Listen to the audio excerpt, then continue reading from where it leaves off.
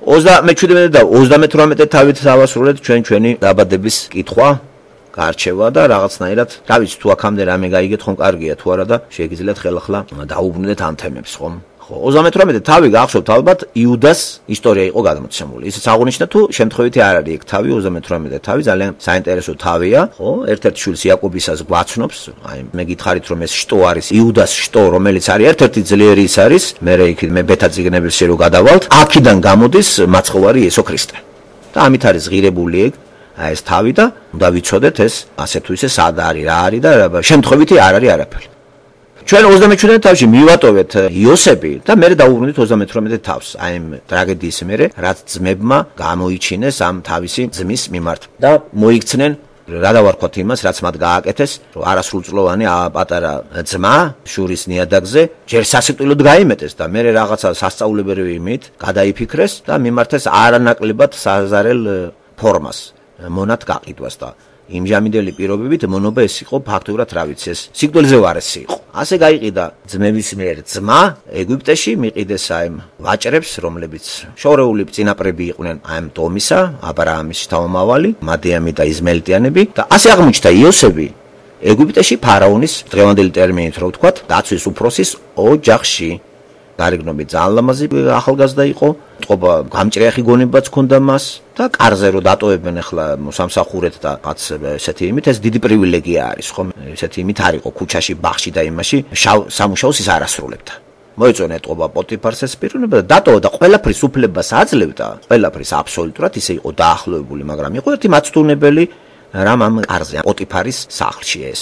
მას ყავდა ცოლი, ახლა აშკარად ჩანს რომ მისი ცოლი ესეთი მსუბუქი ბაქცევის ქალი იყო და ეს პირველი შემთხვევა არ იქნებოდა. და მისი ის იყო ცდუნება ახალგაზრდა ბიჭებისა და მოინდომა იოსების თავის ბადეში შეტყუება და მახის დაგება. მაგრამ იოსებმა ეს ძალიან ისეთი იმით უარყო, დაიძვრინა თავი, მაგრამ რამოდენიმე შემთხვევა იყო ასეთი 1, 2, 3 და ბოლოს პოტიფარის მეუღლე ცოლი ძალადობითაც კი უნდა რომ დაიახლოს, ესე იგი ხელის ტაცა და იოსები გარბის და ხელში უვარდება ამას ტანსაცმელი. და აი შურიძიების გამო ცოლი პოტიფარის დაიწყებს ყველი შემოწვდებიან მოსამსახურეები თუ აი ესენი და ფაქტობრივად იოსებს დააბრალებს ხალი ისეთ რამეს რაც მას არ ჩაუდენია. ესე გაუპატიურება მომინდომაო, ასეო და ისეო და ასე გამწესდა ჩვენი იოსები ციხეში თითქმის 3 წლით, თითქმის კი არა 3 წლით. ერთი წელი იჯდა მანამდე სანამ ის ისტორია მოხდებოდა რაც შეემთხვა მას აი ამ სიზმრის თაობაზე და ისინი რო გავიდნენ გარეთ, ერთი ხო ჩამოახჩეს და მეორე კიდე ისე დაუბრუნდა თავის სამსახურს. აი მას მერე 2 წლის მერე რომ გამოჩენილი იყო აქტივობა ღმერთისა. იოსები მივიწყებული იყო ყველას მიერ და ის ალბათ დიდხანს ციხეში გაატარებდა დროს.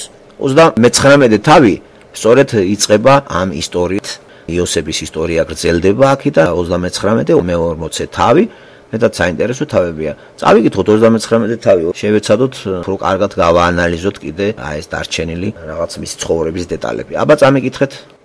თავი 39. ჩაიყვანეს იოსები ეგვიპტეში და იყიდა იგი პოტიფარმა, ფარაონის კარისკაცმა, ქონდართუხუცესმა, ეგვიპტელმა ისმაელიანთაგან, რომელთაც ჩაიყვანეს. უფალი იყო იოსებთან და ყველაფერში ხელი ჰქონდა მომართული. ცხოვრობდა იგი თავისი ეგვიპტელი ბატონის სახლში. დაინახა მისმა ბატონმა რომ უფალი იყო მასთან და რომ ყველა საქმეში ხელს უმართავდა უფალი. პოვა იოსებმა მადლი მის თვალში და გახდა მისი მსახური. დაადგინა იგი ბატონმა თავისი სახლის ზედამხედველად და მთელი თავისი საბადებელი ჩააბარა. მას შემდეგ რაც ჩააბარა თავისი სახლი და მთელი თავისი საბადებელი, აკურთხა უფალმა ამ ეგვიპტელის სახლი იოსების გამო და იყო უფლის კურთხევა ყველაფერზე, რაც კი ებადა მას შინ და გარეთ. მიანდო მთელი თავისი საბადებელი იოსებს და ვიდრე იოსები მასთან იყო, სმაჭამის გარდა სხვა საზრუნავი არაფერი ჰქონია. მშვენიერი იყო იოსები, თვალად და ტანად. ამ ამბების შემდეგ იყო, თვალი დაადგა მისი ბატონის ცოლმა იოსებს და უთხრა, დაწექი ჩემთან. იუარა და უთხრა თავის ბატონის ცოლს, რაც მე მასთან ვარ, საზრუნავი არაფერი აქვს სახლში ჩემს ბატონს. მთელი თავისი საბადებელი მე ჩამაბარა. ჩემზე დიდი არავინ არის ამ სახლში. არაფერი აუგრძალავს ჩემთვის, გარდა შენი თავისა, რადგან შენ ცოლი ხარ მისი. როგორ ჩავიდინო ეს დიდი ბოროტება და შევცოდო ღმერთ, ყოველდღე ლაპარაკებოდა ქალი იოსებს, მაგრამ ვერ დაიყოლია, რომ მის გვერდით დაწოლილიყო და მასთან ყოფილიყო. ერთ დღეს, როცა იოსები შევიდა სახლში თავის საქმეზე და სახლეულთაგან შინ არავინ იყო, ჩაებღაუჭა ქალი სამოსელში და უთხრა: დაწექი ჩემთან. იოსებმა ხელში შეატოვა სამოსელი და გარეთ გავარდა. როცა დაინახა ქალმა, რომ ხელში შეატოვა იოსებმა სამოსელი და გარეთ გაიქცა, დაუძახა თავის სახლეულებს და უთხრა: შეხედეთ, ჩვენთან საარშიყოთ მოუყვანია ეს ებრაელი კაცი. შემოვიდა, ჩემთან დაწოლა მოინდომა, მე ყვირილი მოვთე. როცა ნახა, რომ ხმას ავუმაღლე და ვიყვირე, ხელში შემატოვა თავისი სამოსელი და გარეთ გავარდა. გვერდით დაიდო ქალმა იოსების სამოსელი და ასე იყო მისი ბატონის შინ დაბრუნებამდე. უამბო ქმარს ეს ამბავი, ასე უთხრა: შემოვიდა შენი მოყვანილი ებრაელი მონა ჩემთან საარშიყოთ. როცა ყვირილი ავტეხე, შემატოვა თავისი სამოსელი და გარეთ გაიქცა. როცა მოისმინა ბატონმა ცოლის ნაამბობი, ასე და ასე მომექცაო შენი მონა, განრისხდა. ადგა და ჩააგდო ბატონმა იოსების საპყრობილეში, სადაც მეფის პატიმრები იყვნენ დამწყდეული და იყო იქ საპყრობილეში. უფალი იყო იოსებთან და მოიღო მასზე წყალობა. მადლი აპოვნინა საპყრობილის უფროსის თვალში. ჩააბარა საპყრობილის უფროსმა იოსებს ყველა პატიმარი, ვინც კი საპყრობილეში იყო და მის გარეშე იქ არაფერი ხდებოდა. საზრუნავი არაფერი ჰქონდა საპყრობილის უფროს, რადგან უფალი იყო მასთან და ყველა საქმეში, რასაც აკეთებდა, უფალი უმართავდა ხელს. 19 თავის ძალიან ესეთი თხრობითი ელემენტების შემცველი თავი არის და ძალიან პროზაული. მანდ არაფერი არ არის ესეთი ფანტასტიკური და ზღაპრული. ისეთი რეალური არის, რომ გეგონებათ ერთი კარგი ის არის, რაღაცა მოთხრობა. ძალიან რეალური არის. თუ სიტყვებს ყურადღებად არ მივაქცევთ, როგორიც არის უფალი და რაღაცა. მაგრამ ის არის ძალიან თხრობითი სიუჟეტი. წაიკითხავთ და მოყვებით, ახატავს სურათს ხომ. უცნაური არის მანდ ახლა რატომ არის ეს ამბავი ასე დაწვრილებით გადმოცემული ბიბლიაში. ბიბლია არის მოგეხსენება ღმერთის წიგნი. ეს არ არის იოსების ისტორია და ეს არ არის აბრაამის ისტორია. ძირითადად ბევრჯერ ვთქვი, რომ ბიბლია არის იესო ქრისტეზე დაწერილი წიგნი, ღმერთზე. უამრავი ადამიანები ღმერთს ეძებდნენ, ისტორია სავსეა ამით, მაგალითები, უამრავი მოაზროვნე არ იყო არავინ, ვინც ამ თემას იგნორაციას უკეთებდა. თითქმის ყველაზე ისეთი მოაზროვნეც კი ვთქვათ, საშუალო მოაზროვნეც დაინტერესებული იყო მარადისობის პრობლემით და სამყაროში ინტელექტუალური ასების ძებნით. ადამიანმა ვერ მიაქონა მას, ბევრჯერ ვთქვი, და ანძნელია. კი, ლოგიკური ოპერაციები ზოგი ამტკიცებდა, ზოგი ლოგიკური ოპერაციები თვე უარყოფდა, მაგრამ ყველა ტრიალებდა ლოგიკის სფეროში, რომ შესაძლებელია ლოგიკურად ფაქტების დამახინჯებაც, ან თუ მოდი ვთქვათ, ფაქტები ისეთნაირად დაალაგო შენი ლოგიკით, რომ ნათელი ბნელად წარმოაჩინო. დამადასტურებელი ფაქტიც, ხომ მე ადრე გითხარით იურიდიული მაგალითიც, რომ ფაქტებს ისე დაულაგებ მე დანაშაულო კაცს, რომ დამნაშავედ სცნობს სასამართლო და დაიჭერენ. ლოგიკურად ღმერთის მტკიცება შესაძლებელია, ასევე ლოგიკურად შეიძლება უარყოთ ღმერთს. სუფთა წმინდა ლოგიკის სფეროში ვიძახი, აბსტრაქტული აზროვნებაზე. ასე წვალობდა კაცობრიობა და ამ წვალებას ახლა დიდხანს არ შეიძლება ღმერთმა უყუროს და ამიტომ არის გამორჩეული წიგნი. ბიბლია ეს არ არის ფილოსოფოსის ნაზრები, ეს არ არის ფილოსოფიის, თქვათ, ისტორიიდან ნასაცხები ფრაგმენტები. ეს არ არის ლიტერატურა იმ გაგებით, რომ რაღაცა იმ ფანტაზიას ჯერარსიდან წერს ვინმე, მოლექსე, მოპოეტო პიროვნება და თავის ფანტაზიებს, რომ სამყარო არსეუნება ბედნიერების ძიებაში და ის მიელტვის ზე რაღაც სამყაროს ტრანსცენდენტალს. არა, ეს წიგნი არის საბუთი დოკუმენტი ღმერთის შესახებ. ამიტომ მთავარი მოქმედი პერსონაჟი აქ ღმერთია. აი ახლა ამ თავშიც ხომ 39 თავი. იოსების ისტორია გადამცემული. აი იოსებს უფრო ღრმა დატვირთა აქ, ვიდრე ერთი შეხედვით წაიკითხავთ თქვენ. რომ ეს იოსებზე იყოს დაწერილი, მაშინ ეს ჩვეულებრივი რა განსხვავებაა, ვთქვათ, გიორგისაგან. ვთქვათ, ავიღოთ გიორგი ლია ჭავჭავაძის ოთარანთ ქვრივიდან. აი გიორგი საუკეთესო პიროვნებაა. რო კითხულობთ პარალელზე, მე გიორგი მახსენდებოდა, ხო როგორ არის დახასიათებული მწერლის მიერ, როგორი ბაშკაცობით, სილამაზით, ნანატრის არის დედის, რა მაგარი ადამიანია, ისეც მოჯამაგირეთ დაუდგება, ესე იგი ისეც მონათ არ გაიყიდება, მაგრამ წავად თავისი ნებასურვილი და დაუდგება პიროვნებას, ვინც უყვარს გამიგეთ მოჯამაგირეთ. და ვერავინ ვერ იტყვის, რომ გიორგი უზნეოდა რაღაცა ესეთი პიროვნება იყოს, აღვირახსნილი. უპატიოსნესი კაცი არის, თავად ვინც დაიქირავა გიორგი მოჯამაგირეთ ბატონები, ისეც კი აქებენ მას და გონიერებითაც გამოირჩევა გიორგი ჩვეულებრივი გლეხი არჩილზე და კესოზე მაღლად გასის. მაგრამ როცა იოსებს ადარებთ, გიორგის არის ლიტერატურული ნაწარმოები. ეს არის ილია ჭავჭავაძის ჯერარსიდან ამოღებული პიროვნება და სტანდარტი, როგორ უნდა იყოს ადამიანი. და ბიბლია ეგრე არ არის. იოსების სტანდარტზე არ არის აქ ლაპარაკი. ამიტომ უფრო ღრმა აზრი რო ვთქვი, აქვს სწორედ ამას ის აზრი, რომ ეს რაღაცა უფრო მეტზე მიგვანიშნებს. ეს არის მინიშნება სწორედ რაღაც წინასახისა, რომელიც წინასახეზე არის ლაპარაკი და ის განასახიერებს თუ განასახებს იმ დაფარულს, რომელიც უნდა გამოვიდეს, განსხეულდეს და მოვიდეს. რას ელოდება კაცობრიობა, ესე იგი, ცოდვა დაცემული კაცობრიობა მოყოლებული ედემის ბაღიდან გამომსყიდველს. იოსებამდე გავიდა დაახლოებით უკვე 2000 წელზე მეტი იოსების ისტორია სამყარო შექმნიდან პირობითად რო ავიღოთ და გამომსყიდველი არ აჩანს. გმინავდა ხალხი მოლოდინში. მაგრამ გადის ხანი და სწორედ აი ეს რო იწერებეს პროცესი მიდის, ჩვენ გამომსყიდველს ვიღებთ. ამიტომ ბიბლიაში ყველა სახეები, როცა აბრაამზეა ლაპარაკი, როცა იაკობზეა, ეს ჩვენ ლიტერატურული გმირებად არ დავსახოთ. ესენი არიან ადამიანები, რეალური ადამიანები, რომლებიც რეალურ კონკრეტულ ისტორიულ გარემოში ურთიერთობენ ღმერთთან, არა თავისი ფილოსოფიური, ინტელექტუალური შესაძლებლობებით, არამედ ღმერთის ნებით და ღმერთის დაშვებით. ღმერთი ევლინება ამებს. იოსები განსხვავდება იმ პატრიარქებისაგან, რომელიც ჩვენ ზემოთ ჩამოთვალეთ, აბრაამი იგულისხმება, ისააკი და იაკობი, იმით რომ ამას ღმერთი არ ეცხადება. უშუალოდ არ ეცხადება არც ერთი ფორმით, არც ვიზუალური და არც თქვათ ვერბალური. არც ერთით. აი უცნაური, აი ამით გვაუცებს ეს პიროვნება. ესე იგი, ამას აქვს ძალიან დიდი რწმენა ღმერთისა. კვლევაძიების შედეგი არ ყოფილა ამის რწმენა, რომ თქვა ფილოსოფიური ტრაქტატები ეკითხა, დაეკითხა თავის კვლევაძიები. არა, ეს პირველ წყაროდ ღმერთის ინფორმაციის პირველ წყაროს მას სახში ყავდა იაკობის სახით და იაკობთან იყო ის გამორჩეული შვილი, იმიტომ რომ იაკობი უყვებოდა მას. მისი შვილები სხვები, სხვანაირი შვილები, ვაჟკაცი ბიჭები, ისინი ამ საკითხით ისე არ იყვნენ დაკავებული. და გასაგებია იაკობს რატომ ყავს გამორჩეული ეს შვილი. იგი იაკობი ხედავს მასში ღმერთის წინასახესაც. ათასნაირი მიდგომა ამაზე და მე ჩემი მიდგომაც გამაჩნია არა მარტო სხვის წაკითხულებით, მაგრამ მეც ცოტა უფრო წინ წავწევ ამ პერსონაჟს და ვიტყვი იმას, რომ იაკობს არ უყვარს მხოლოდ ეს პროზაულად თუ განვიხილე ეს როგორც ლიტერატურული ნაწარმოები და ფსიქოლოგიზმით დავტვირთე მე ეს ისა, მაშინ ეს ბიბლია იქნება ჩვეულებრივი ლიტერატურული წიგნი და ლიტერატურულ მხატვრულ ნაწარმოებს სჭირდება ფსიქოლოგიზმით დატვირთვა, სიმბოლოებით, ალეგორიებით. და ეს ჩემთვის უკვე ის წიგნი აღარ არის ღირებული. იაკობის სიყვარული განაპირობა იმან, რომ ეს ისევე ხედავს იოსებში წინასახეს ქრისტესი, როგორც მე ვხედავ. ამიტომ უყვარს ეს. შვილები ამას ვერ გაიგებდნენ. იაკობიც რა თქმა უნდა არ არის ორატორი და არ უხსნის შვილებს არაფერს. ან დაგვიმალა ჩვენ ღვთაებრიმა სულიწმინდა იაკობის სამშვენიველის განწყობა და მისი ინტელექტუალური დემონსტრირება შვილთან. არაფერი არ არის გადმოცემული საღამოებზე შვილთან ურთიერთობაში. უფრო მეტი დიალოგიც კი არ არის იაკობისა შვილთან. ამიტომ ისვის კითხვა, რატომ უნდა უყვარდეს ეს შვილი იაკობს? რატომ არის გამორჩეული სხვების შვილისაგან? მარტივი მიზეზია. იაკობი ჩაითვლება კაცად, განსხვავებით შვილებისაგან, რომ იაკობს ღმერთი შეხვდა. და არა ერთხელ. მას უშუალოდ ჰქონდა ღმერთთან ურთიერთობა, თეოფანიის სახით იყო მასთან შერკინებაც, მერე სახელი შეცვლაც და მიუხედავად ამისა ის მაინც მუდმივად კოჭლობს რწმენაში და თელ ამ სამშვენივრს, ბობოქარ სამშვენივრს რაც ხდება მის ინტელექტში, გადაცემა ჭირდება და ერთადერთი გადამცემი არის იოსები.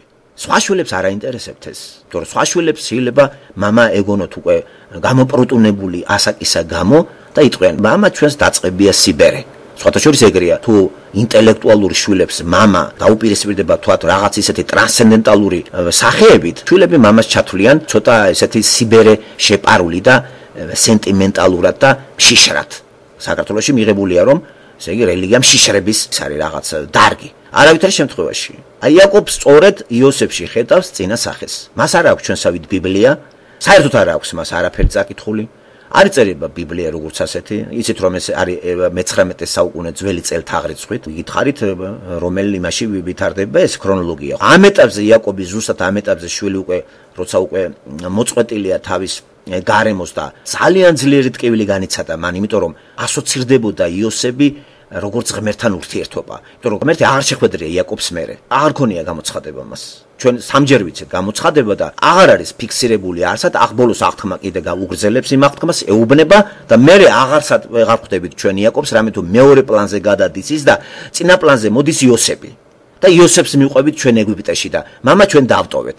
და მერე იოსებიდან ისევ მამას უბრუნდებით ოჯახს და შემოყავს ყველა ეგვიპტეში. ამიტომ ვიძახი, იოსები არ არის ლიტერატურული გმირი, ესე არ წავიკითხოთ მიუხედავად იმისა, რომ აი აქ ეხლა როგორც მოვისმინეთ 29 თავი, ძალიან პროზაულად არის ეს გადმოცემული.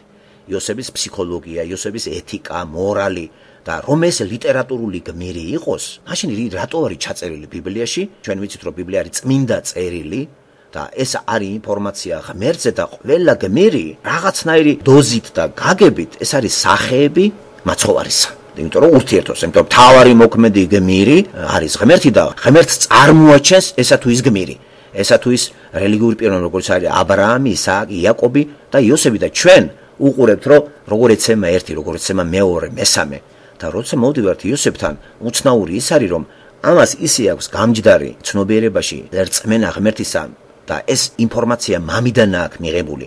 ამას აქვს ძალიან ძლიერი რწმენა მამისა, რომ მამა რასაც იძახის 100%-იანი ეს იღებს, რომ ეს სწორია და არ მატყუებს. და იაკობი რომ აუცილებლად მოუყვებოდა ყველაფერი იმას, რაც გადახდა თავს შვილს, ამაზე ორი აზრიც არ არის. სადღაც 100 წლამდე არის უკვე იაკობი თუ მეტი არა, 91 წლისა შეეძინა. იოსები ხომ ეს დაახლოებით ესია, მე გავიგებთ მაგის წლებს, რომ წარდგება 130 წლის ავარო რო იტყვის და იქიდან მე კი დაუბრუნდებით ამ ქრონოლოგიას. ასე თუ ისე იაკობისთვის ეს დიდი დანაკლისი იყო და ფაქტურად იმიტომ ჩავარდა საოცარ მდგომარეობაში იაკობი რომ თითქოს ღმერთი დაკარგა მან. აი თითქოს შვილის სახით. ფაქტურად აქ ღმერთმა იაკობი დასაჯა. ძალიან ძლიერი ობიექტივირებული იყო შვილთან და როცა უკვე ღმერთის ადგილს შვილი იკავებს, ესეც არ არის სწორი. ასეთი რამე გაუკეთა ღმერთმა ა ブラ ამსაც, როგორც კი შეატყო რომ ა ブラ ამი უკვე მთლიანად შვილში ხდებოდა მისი ფსიქიკის გადატანა და გაღმერთება, ფაქტურად ცოცხალ ღმერთთან დაშვერებას მოასწავებდა, მაშინ იყო ღმერთი რო ეუბნება, წამოიყვანე შენი შვილი და შემომწირეო. და სწორედ ადამიანური ლოგიკით ეს ვერ დაალაგა ა ブラ ამა. მაგრამ რწმენით გაიმარჯვა და ასე განთავისუფლდა იგი მოსალოდნელი საშიშროებისაგან, რომელიც გულისხმობდა ობიექტივირებას შვილში. გაღმერთება შვილსა, რაც მოუზდის ქართული ლიტერატურის პერსონაჟს ოთარ ანთქვრის თავის შვილში რო აქვს მთლიანად გადატანილი ყველაფერი და მისი გულით და სიცოცხლეთ შვილზეა დამოკიდებული. თუ შვილი გარდაიცვლება, ისიც გარდაიცვლება. და ქრისტიანობა არის ინდივიდუალობა. ამდენად ოთარ ანთქვრის ტრაგედია იმიტომ შეემთხვა, რომ შვილის სიცოცხლეზე იყო დამოკიდებული მისი სიცოცხლე. გარდაიცვალა რა შვილი, თვითონაც გარდაიცვლება. აი იაკობისაც ეს საშიშროება ემუქრებოდა. ძალიან იყო შეყვარებული შვილზე. ნახეთ ღმერთი როგორ მუშაობს.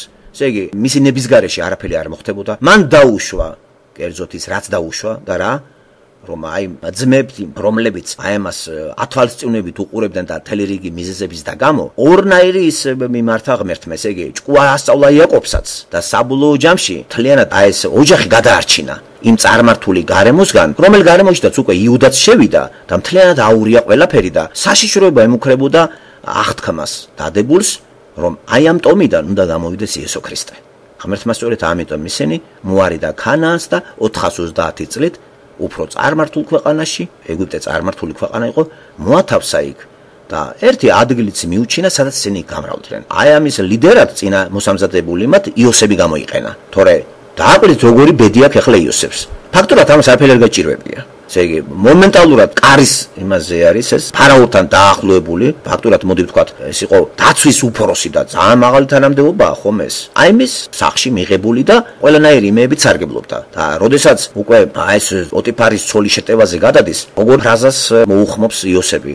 მე ყველაფრის უფლება მომცა ჩემო ბატონო, მაგრამ ერთი მითხრა ცოლს ეს არ შეიძლებაო. აი ამ პრინციპებს იცავს ის. ნახეთ ღმერთი როგორ წვრით ამას და უცებ ახლა გავუცდებით. ნახეთ ჯერ ერთი რომ მოწყვიტა ოჯახს. მე ეხლა იმ კომფორტსაც წვიტავს, რომელშიც ის იმყოფება. კარზე მუშაობს, ფაქტობრივად ეს მონა ნომინალურად არის, თორე ის სარგებლობს ყველანაირი უპირატესობით სახში. უკეთესად ვიდრე ოჯახში ძმებთან იყო. მიუხედავად ამისა, ღმერთი აქაც არ ერევა და უშვებს უკ ციხეში. მესამე საფეხური მიაქციეთ ყურადღება. ციხეში მიდის ის და აქაც ნახე, ღმერთი მიყვება მას. ყველანაირად აქაც კომფორტია ეს. ციხის უფროსმა დანიშნეს თავის მოადგილე კი არა თავის ადგილი მისცა. ჩააბარა ყველა პატიმრები, მომენტალურად მიხვდა ეს ციხის უფროსი, რომ ეს რაღაცა ჩვეულებრივი კაცი არ უნდა იყოს. სახეზე არის ნამდვილად, რომ იოსები არ არის ჩვეულებრივი ადამიანი. ეს პოტიფარმა შეიცნო და დისტანცირებაც გარკვეული გაგებით აკეთებს მას. მთლიანად ენდობა. მაგრამ პოტიფარის გონება ისეა შეზღუდული, რომ უჯერებს თავის უზნეო საეჭვო ყოფაქცების ცოლს, რომელიც გაგებაში არ არის, როგორ ატყუებს ის და არ გამოუკლევია პოტიფარს, არც ლოგიკით, არც არაფრით, არც იურიდიულად, რომ როგორ შეიძლება ტანსაცმელი დატოვო შენთან ტიპმა, თუ ძალადობა უნდა და ყველაფერს გააკეთებს ისე, რომ ის ტანსაცმელი საბუთი არ დაგიტოვოს. იგი არ გაყვა ამ კვლევაციებას. და აქაც ღმერთის ხელია ჩარეული. ესე იგი ღმერთი სწორედ მუშაობს იოსებზე და აუცილებლად უნდა ჩვენ მივაქციოთ ყურადღება იმას, რომ ეს ჩვეულებრივი ლიტერატურული გმირი არ არის. ეს სახის წარმომადგენელია. ვის სახეს წარმოადგენს იოსები? ძველი აღთქმის ამ თავში იესო ქრისტეს და გითხარით 30 პუნქტში ეს ძალიან ახლოს დგას იოსესთან. დაწყებული დაბადებიდან მე ამას ხელახლა კიდე გავიმეორებ ჩვენ აი ამ პუნქტებს, როგორი წინა სახეები არის ეს ქრისტესი. აი ამით არის ეს თავი საინტერესო და ისე არ წაიკითხოთ, რომ თითქოს ეს არის ზღაპარი. და როგორც თავში აღვნიშნე მე, ელემენტარულად კიდე წვრთნის ღმერთი იაკობს, რომ არ შეიძლება ოჯახში გამოარჩიოს შვილები, თუნდაც ღმერთის სახის მატარებელი იყოს იოსები. გიყვარდეს, მაგრამ სხვამ რა დააშავა. აი ამ ტენდენციურმა სიყვარულს დიდი აღდგენლობითი მუშაობა არ ჩაუტარებია იაკობს. გამოარჩია შვილი ამ შვილებისგან. ტანსაცმლითაც ჩანს ეს და სახელოები არის ქონა მას ტანსაცმელთან ჯრელი ფერის ეს გამორჩეული, ესე იგი აქ სიმბოლო იყო როგორც გამორჩეული და სტატუსირებული იყო, ზაღმატებული შვილებზე. და თან კიდე აღზიანებდა ძმებს ის, რომ ამან სიზმარი ნახა და რომ დაილაპარაკა, თვით იაკობიც კი არ მოუწონა შვილს ეს სიზმარი. თითქოს და იოსების ხუშტურზე იყოს ეს.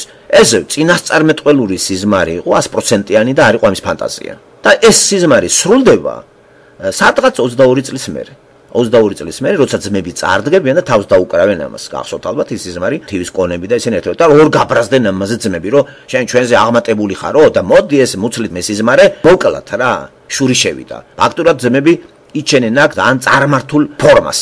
მათ ღმერთი არ აწამთ, ცოცხალი ღმერთი თორე ღვთისმოშიში კაცი ამას არ გააკეთებს და შეიცნობდნენ იოსებში ღმერთის სახეს და არა ძმას და შურიც არ ექნებოდათ და რაოდენ სამარცხვინოა ის, რომ ძმები, რომლებიც მამასთან ცხოვრობენ და ღმერთზე წარმოდგენა აქვთ ასე თუ ისე, ამას ვერ ატყობენ და ატყობს ამას პოტიფარი და ატყობს ამას ციხის უფროსი. და უფრო მეტი შეატყობს მერე ფარაონი და უფრო დაწინაურდება. გავაგრძელოთ ახლა მე-40 თავიც. თავი მე-40. ამავე ვის შემდეგ იყო, რომ ეგვიპტის მეფის მწდემ და მეპურემ შესწოდეს თავიანთ ბატონს ეგვიპტის მეფეს. განურისხდა ფარაონი თავის ორ კარისკაცს, მწდე თუხუცეს და მეპურე თუხუცეს. და ჩაყარა ისინი ქონდარ თუხუცესის სახლში, საპყრობილეში, იქ სადაც იოსები იყო დამწყდეული. მიუჩინა მათ ქონდარ თუხუცესმა იოსები და ისიც ემსახურებოდა. ასე იყვნენ ერთხან საპყრობილეში. ეს სიზმრა ერთღამეს ორთავეს სიზმარი. თითოეულს თავისი საკუთრივ ასახსნელი. ეგვიპტის მეფის მწდეს და მეპურეს საპყრობილეში რომ იყვნენ დამწყდეულნი. მივიდა მათთან დილით იოსები და დაინახა რომ დაღვრემილნი იყვნენ. შეკითხა ფარაონის კარისკაცებს, რომელნიც მასთან ერთად იყვნენ პატიმრად მისი ბატონის სახლში. დღეს რატომ დაგიღრეჯიათ სახე? უთხრეს. სიზმარი გვესიზმრა, მაგრამ არ არის მისი ამხსნელი. უთხრა იოსებმა. განახვთისგან არ არის ახსნა. აბა მიამბეთ, უამბო მწდე თუხუცესმა იოსებს თავისი სიზმარი და უთხრა. ვხედავ სიზმარში ვაზია ჩემს წინ. 3 ლერწი აქვს ამბავს. როგორც კი გაიფუჩქნა, გამოიყო ყვავილი და დამწიფდა მტევანი. ხელში ფარაონის თასი მეჯირა. ავიღე ყურძენი, ჩავწურე ფარაონის თასში და თასი ფარაონს მივართვი. უთხრა იოსებმა. ეს არის მაგისი ახსნა. 3 ლერწი 3 დღეა. 3 დღის შემდეგ თავს აგიწევს ფარაონი და შენ სამსახურში დაგაბრუნებს. კვლავ მიართმევ ფარაონს თავის თასს, როგორც ადრე მიართმევდი ხოლმე, როცა მისი მწდე იყავი. ოღონდ გამიხსენე, როდესაც კარგად გექნება საქმე. მიყავი სიკეთე და გაახსენე ჩემი თავი ფარაონს და გამომიყვანი ამ სახლიდან. რადგან მომიპარეს ებრაელთა ქვეყნიდან და აქაც არაფერი ჩამიდენია ისეთი ამ დილეგში რომ ჩავეგდე.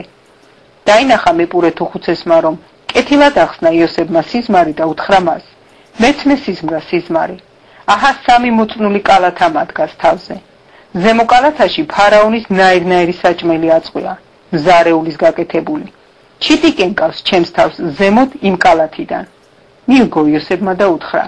ეს იქნება ახსნა. 3 კალათი 3 დღეა. 3 დღის შემდეგ აღწევს ფარაონი, ხეზე ჩამოკიდებს და ფრინველები დაძიძგნიან შენს ხორცს. მესამე დღეს ფარაონის დაბადების დღეს გაუმართა ფარაონმა ხინი თავის მურჩილებს და მოიკითხა თავის მურჩილთა შორის მწდე თუხუცესი და მეპურე თუხუცესი. დააბრუნა მწდე თუხუცესი თავის ადგილზე და იგი კვლავაც მიართმევდა ფარაონს თასს. ხოლო მეპურე თუხუცესი ხეზე ჩამოკიდა, როგორც განუმარტა მათ იოსებმა. არ გახსენებია მწდე თუხუცესი იოსები, დაავიწყდა. ბოლო მუხლი ძალიან ესეთი სევდის მონგრელი არის. ამ თავიდან რავს გებულობთ ესე იგი? ციხეში იოსები, როგორც გითხარით, პრივილეგირებულია ვიდრე სხვა. დილეგში ორი ფარაონის კარზე მომუშავე ხალხი აღმოჩნდა. თუ რატომ და როგორ ჩვენ ეს არ ვიცით. რა დააშავეს, როგორ დააშავეს, ამაზე არაფერი არ არის ლაპარაკი, იმიტომ რომ ეს ყველაფერი ემსახურება იოსების ხასიათის გახსნას და საბოლოო ჯამში იოსები როგორც წარმომადგენელი უფლის წინა სახის. აქ გებულობთ რას? რომ სიზმრის შედეგად ერთმაც ნახა და მეორეც და დამწუხრებულები არიან იოსები, ნიჭი არის ეს ღმერთიდან ბოწებული და ეს არ არის ფსიქოლოგიური სიზმარი, ეს არაურიოთ ისე რომ ბიბლია სხვათა შორის სიზმრებსა და იმებს კრძალავს და არ შეგვეშალოს ჩვენის რომ თითქოს და აქ წინააღმდეგობას ჰქონდეს ადგილი და ნახეს სიზმრებს უყურებს. არა, აქ არის გამოცხადება მხოლოდ სიზმრის ფორმაში, ძილის ფორმაში, მოდი ასე ვთქვათ. გამოცხადებას აქვს ადგილი. თავად ადამიანი ვერ ახსნეს ამას. თუ სიზმრის ამხსნელად ჩავთვლით ამას, მაშინ გამართლებულია მკითხაობა. აქ ბიბლია კრძალავს მკითხაობას, ყველანაირი ფორმის მკითხაობას, ეს იქნება ჰოროსკოპი თუ ასე შემდეგ, ყველანაირი, ხო, ბევრნაირი მკითხაობის ფორმები არის. არა, იოსებს აქვს სწორედ რწმენა ღმერთისა და აი ეს აძლევს ამას. ახსნა განმარტება სწორედ ღმერთიდან არის და სწორედ ამ კუთხით ღმერთი ამას ეცხადება. სხვა ფორმით აღარ ეცხადება ამას. აი ეს ნიჭი არის სწორედ ამისი, რომელიც მე უკვე გზადაგზა მე მივხვდებით ჩვენ ეს როგორ გამოიყენებს ამას.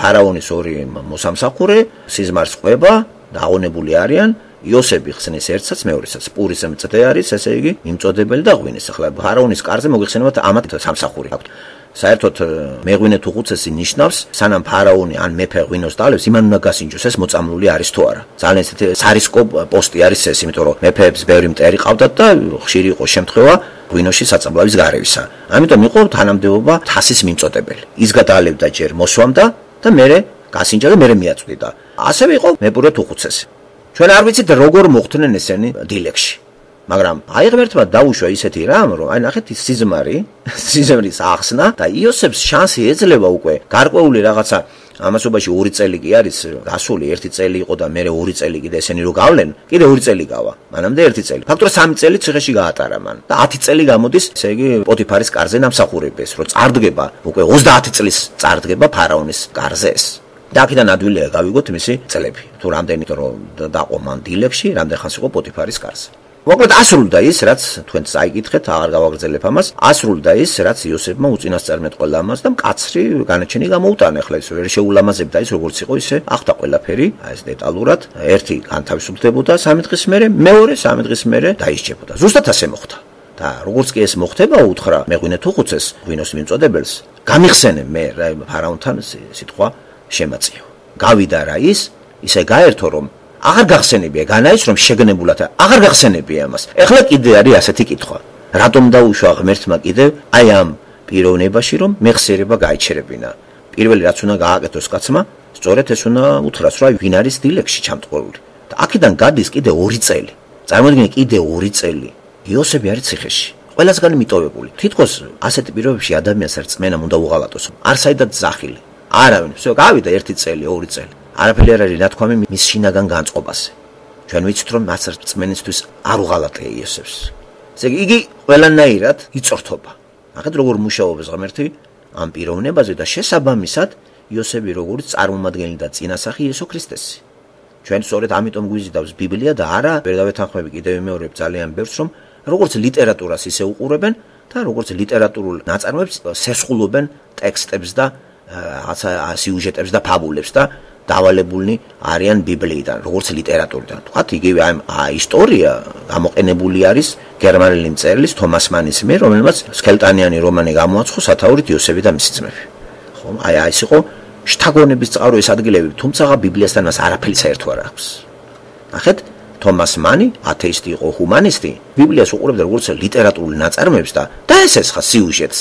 ამ ხრივ ძალიან ბევრი ხელოვანი დავალებული არის ბიბლიიდან. ჩვენ და სამწუხაროდ ისინი ბიბლიას უყურებდნენ როგორც ამოუწურავ ფოლკლორულ ლიტერატურულ ნაწარმოებს და ძალიან ბევრი სიუჟეტები თუ რამე კარგი არის ლიტერატურაში მილტონს აქვს ასეთი დაკარგული 64 იცით ეს ნაწარმოები ძალიან დავალებული არიან. აი ფაუსტური გოეთეც არის დავალებული ამით. რომელეთი ჩამოთვალო ხო ლიტერატურა სავსეა როგორც დასავლური საქართველოშიც კი შეიმჩნევა ბიბლიიდან შთაგონებული ნაწარმოებები, წერლების ნაწარმოებები, თქვათ კონსტანტინე გამსახურდია, თქვათ ნიკოლოზ რქიფანიძე ირიბი თუ პირდაპირ გზით მე თანამედროვე მწერლებიც აღარ გავაგრძელებ ამას აღარ გეტყვით კომპოზიტორებზე ისიც ჩემზე კარგად ამოყარეთ აგერიმიდან კომპიუტერთან ნახავთ როგორ არის რამდენი ხელოვანი კაცი შთაგონების წყარო იყო ბიბლია მაგრამ არავის ბიბლიაში ღმერთი არ დაუნახია.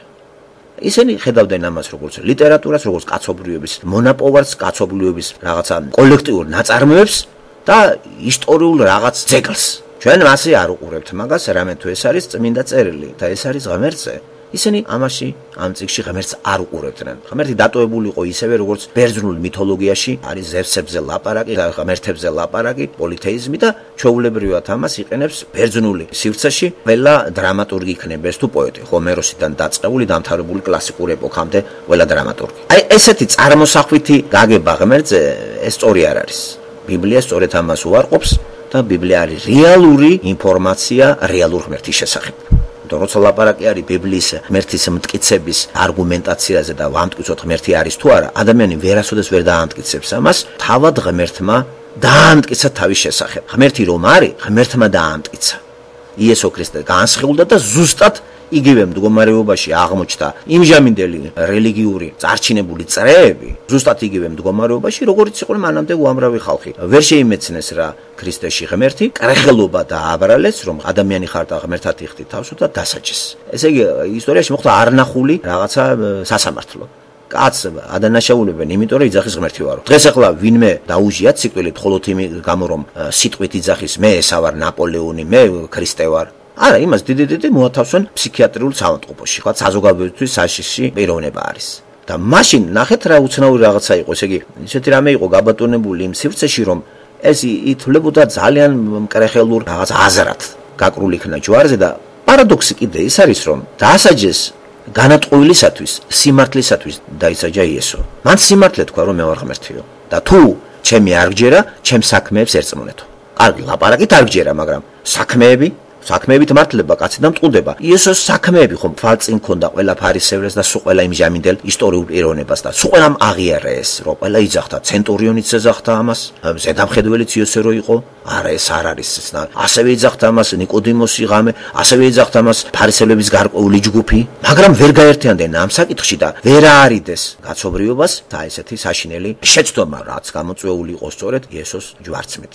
ეს ღმერთმა დაუშვა, იმიტომ რომ ღმერთმა დაუშვა ის, რომ ცოდვა უნდა გამოესყიდა უცოდველს. ასეთ იყო იესო. და მაგას ვერამ ვერ შეეწინააღმდეგობა, მაგრამ ვინც ამაში მონაწილეობა მიიღო, მონაწილეობა ისე რომ არც იცოდნენ თავისი უცოდინარობის გამო და ურწმუნების გამო, ისინი რა თქმა უნდა ამაზე პასუხს აგებენ. თუმცა მამასთან იშვამდგომლა იესომ და უთხრა რომ არ ჩაუთვალო ამათ ეს ცოდვაო. ნახეთ რა მაგარი რაღაცა არის ეს სურათები, იმდენად საინტერესოა და გულში ჩამწვდომი, არ შეიძლება კაცი ოდნავ თუ აზროვნებს, აქ ეჭვი შეიტანო. ასეთ რამე ადამიანს თავში არ მოსდის. მეამსმენია ადამიანი სიკვდილით სჯიდნენ და ის კიდე ამბობდეს შენდობას დამჟელის მიმართ. მე ისტორიაში არ ვიცი ესეთი რამე. მხოლოდ ქრისტიანული მიმდევრებში შემიძლია მაგალითები ვიპოვო, მაგრამ იესომ რაც გააკეთა, ეს ადამიანურ გონებაში არ ჯიდება ხალხი. რავი, თქვენ ცდაში გააქვთ ეგეთი რამე? ელემენტარული შეურაცხყოფას რომ მოგაყენებთ ვიღაცა გაგისაგებხართ. ეს ადამიანი დაასაჯეს, ადამიანი იყო ფორმით, მაგრამ შინაარსით ღმერთი. ფორმით იყო ის ადამიანი. თალიანად აბსოლუტურად იგი ღვთაების მატარებელი იყო. როგორი ამაში ეს შერწყმული ეს ადამიანური ფორმა ღვთაებრივი შინაარსში, ეს საიდუმლოება არის და ამას აუცილებლად განუცხადებს ბოთეებს და ბრიყვებს ერთჩვენ ერთ დღეს ღმერთი. დაველოდოთ და ყველაფერი განცხადება. არა და ისტორია მე შემოგვინახა და დღეს ისტორია არ უარყოფს იმას, არც ერთი ისტორიკოსი ცნობილი ანტიკური სამყაროისა არ უარყოფს იმას, რომ იესო იყო ასეთი პიროვნება და ჯვარზე გააკრეს იმის გამო, რომ ღმერთად იხდიდა თავსო. ეს მოცემულია. აღწერილია ტაციტუსი გადმოგვცემს ამას, ფლავიუსი გადმოგვცემს ამას ისტორიაში ხომ. საქმე მოციქულად ერთ-ერთი ისტორიული დოკუმენტი ახალ აღთქმაში რო არის ჩაწელი სული წმინდის მიერ. ასე იყო თვითმხილველები ამისი. ყველა გაოცებული იყო, ვინ შეხვდებოდა ამ პიროვნებას და ხედავდნენ, რომ მასში მარტო ადამიანური, აი, ფლად ადამიანური არზის რაღაცა კიდე არის, მაგრამ რა არის ურწმუნება, რომ არ გინდა აღიარო, რომ ეს ღმერთია. მე პირდაპირ გაოცებული ვარ ანტიკური სამყაროისა იმის გამო, რომ მათ მითოლოგიაში უშვებდნენ იმას, რომ ღმერთ შეუძლია ჩამოვიდეს დედამიწაზე და ძროხად იქცეს, კენტავრად იქცეს და ქრისტე რატო ვერ მიიღე? რატომ არ შეიძლება ღმერთი განკაცდეს, თუ შესაძლებელია ზევსმა მიიღოს სხვადასხვა ფორმა? ესე იგი, ნახეთ, აი ერთი კიდე გამაუცებელი ჩემთვის ანტიკური იმასაც ხო ესტუმრა პავლე და საბერძნეთშიც დაიწყო მან ქადაგება და აღდგომის შესახებ მათ აღარ მოусმინეს და მე კითხვას დაუსვენდი იმჟამინდელი ამ კულტურისა და ფილოსოფოსებს. კი, მაგრამ თქვენ რომ იღებთ თქვენ ღმერთებს, რომლებიც რასაც უნდათ იმას აკეთებენ, ჩამოდიან ადამიანებთან არიან, ცხენის სახესაც იღებს, ცხოველისას, თუ ეს მისაღებია, ეს რატომ არ არის მისაღები? მე აღდგომა რატომ არ უნდა იყოს მისაღები? თუ თქვენი ღმერთები ყველაფერს აკეთებენ, ვისაც უნდა ძროხად აქცევენ. იცით ერთ-ერთი მითი მოგვითხრობს იმას, რომ ქალი ლამაზე ძროხად იქცა, გაიტაცა ღმერთმა მიიღო ზევსმა ძროხის სახე, ეს ევროპის მოტაცება არის ესეთი სურათიც და აი მაგაზე პიესაც დაიწერა და ოიტიპოს მეფე სწორედ ამას გადმოგცემს ხომ სოფოკლესეს ტრაგედია. გასაოცარი არის, პავლე მიდის და ლაპარაკობს უფრო რეალურს, უფრო ძლიერს ვიდრე ზღაპარი. ამას არავინ არ იჯერებს. თან თავის თვალით ნახეს იესო. საქმეები თითქმის ყველა მიხილა. მერე აღდგომის მოწმე იყო არა ერთი კაცი, არამედ 500-მდე კაცს გამოეცხადა. მერე მოწაფეები ყავდა ძალიან ბევრი. ზოგი ჩამოშორდა. და ეს იმდენად ისტორიული პიროვნება იყო და იმ ისტორიულ გარემოში რომ ჩვენ ყველა მაშინ არც ტელევიზია იყო, არც რადიო და არც კიდე პრესა რომ შეენახა ვინმეს და შემოგვინახა სულიწმიდამ ერთი წიგნით, რომელსაც ბიბლია ქვია.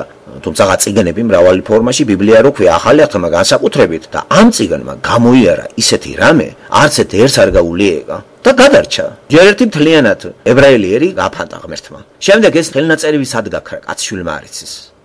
უახლოესი ხელნაწერებიც კი ისეთი რამე გამოიარა მან ისტორიული ქარტეხილები. მიუხედავად იმისა, რომ მუდმივი მტერი ყავდა ამ წიგს. თუნდაც ოფიციალური ეკლესიის სახითაც ისინიც გმობდნენ ამ წიგს არ წავიკითხოთ და შეცვალეს სხვა რაღაცეებით. დღეს ოფიციალური ეკლესია ეს არ ცნობს ამ წიგს როგორც ერთადერთ განუმეორებელ დოკუმენტს ღმერთის სახის შესახებ. დამატებების სახით კათოლიციზმი იგულისხმება და მართლმადიდებლობა. ესენი ბიბლიას არ მიიჩნევენ ერთადერთ ავტორიტეტულ წყაროდ. ამატებენ, თქვათ, თავიანთ ქვეყანაში და კულტურაში გავრცელებულ რელიგიურ წარმოდგენებს, ტრადიციებს და დაამატებენ. და ისე დაამატებენ, რომ ფაქტურად ბიბლია განდევნილია კათოლიციზმიდან და მართლმადიდებლობიდან. და ეს ისე ფანტაზიის დონეზე, მღვდლებისა და პასტორების დონეზე არის, აქ-იქ ამოიკითხავენ და თავიანთ იმებს ბოდვებს ასახებენ. აი ესეთი ის გაიარა ამ წიგნმა, ხედავთ? და უცნაური ისტორია აქვს ამ წიგს, მეთქი ესა ვთქვი.